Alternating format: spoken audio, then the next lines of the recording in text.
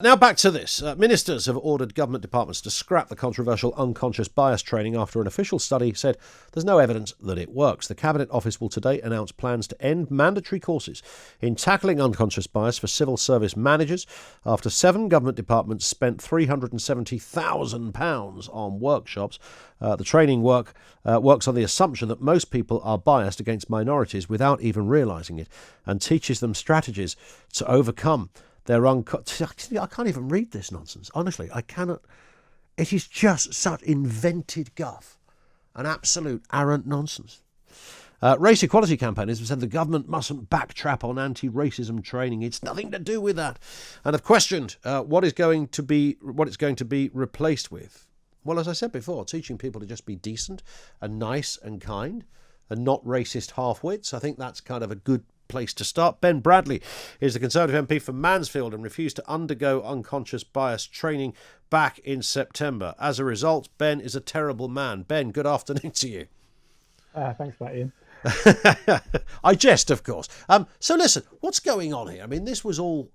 You and I could have spotted this one coming a mile off, right?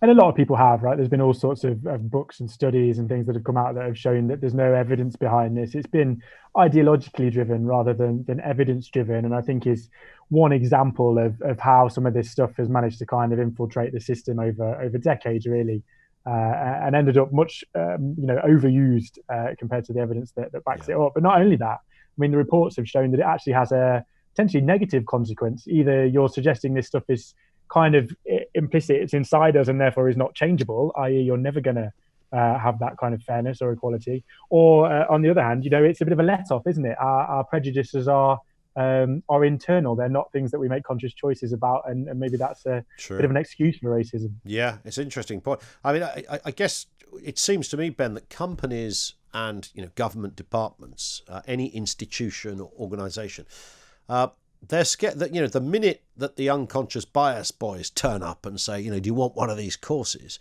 Because if you don't have one of these courses, you're probably a little bit of a racist yourself. Then I think people, do they sort of panic into this response? Well, we better have one of those because these people are telling us that we're all racists, and if we don't subscribe to it, they might be right. I mean, it's curious, kind of slightly menacing cul-de-sac to put people up.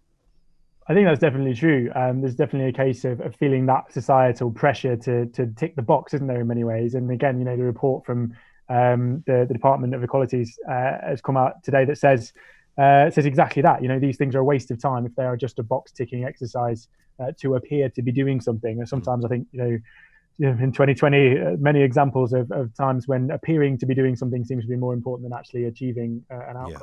Were you ever explicitly asked to go on a course, Ben? Did it come your way? Did you get the letter?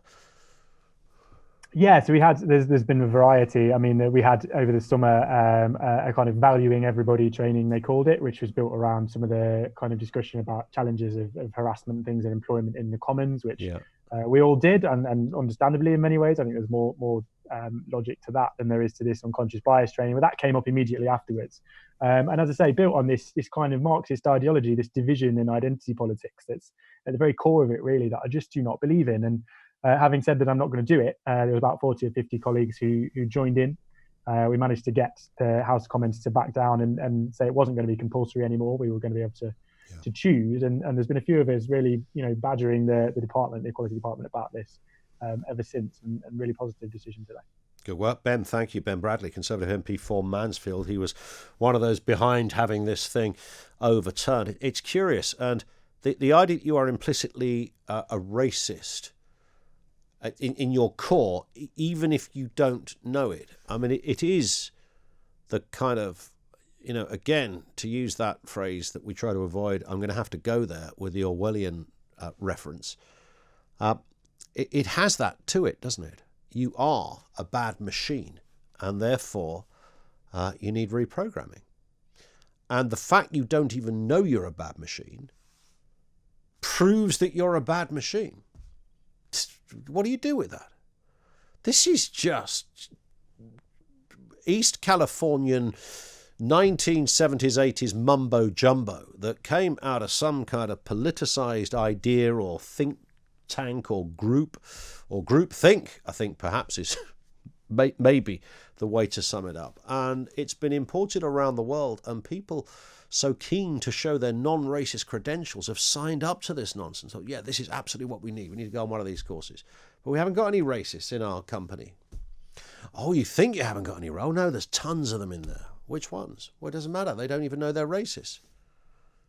You imagine taking that to Dragon's Den as a business model. So I've got this cracking idea. I'm going to sell for hundreds of thousands of pounds to companies. I'm going to tell them they think something they don't think. You'd be kicked out. Theo would have you walking the plank within half an hour. Is Theo still there? I don't think he is.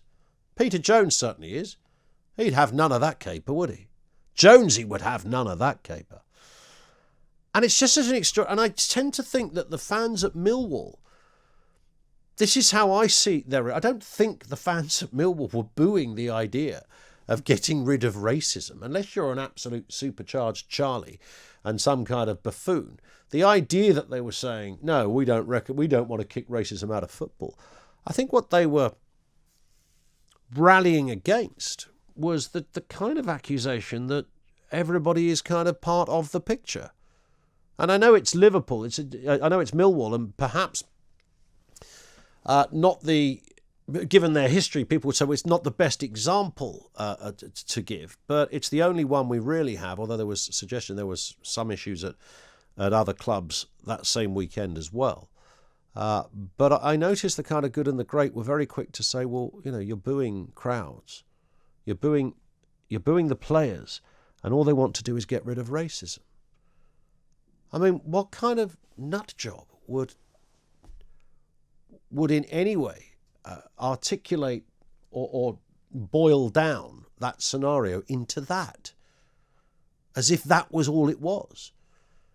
Whereas I think the idea, you know, we are taking the knee, which has zero connotations to the original knee taking back in the, you know, in the day of Martin Luther King and all that was going on, understandably then. It doesn't have any of that connotation in the West in the 21st century. It just has a connotation of I am part of something that's really bad, and I beg your apology. I beg your forgiveness for my bad ways. That's all that says.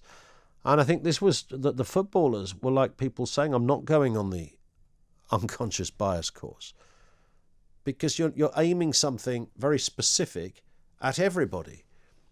And that is wrong. And that is completely wrong. We're not even thinking about this stuff. And by the way, just to make it either makes it even more complicated or more obvious in some ways, we already have more than one really active, successful campaign to, you know, I'm talking about the Kick It Out campaign, the Red Card, etc. All of these campaigns that have done incredible work. You wouldn't recognise a football stand on a Saturday afternoon from, if you suddenly pitched up from 1974, even 1984, and you went down to Millwall or to Chelsea or to Charlton, wherever it happened to be, you wouldn't recognise the place in terms of, you know, what would be acceptable in all manner of areas and what is today. It just doesn't.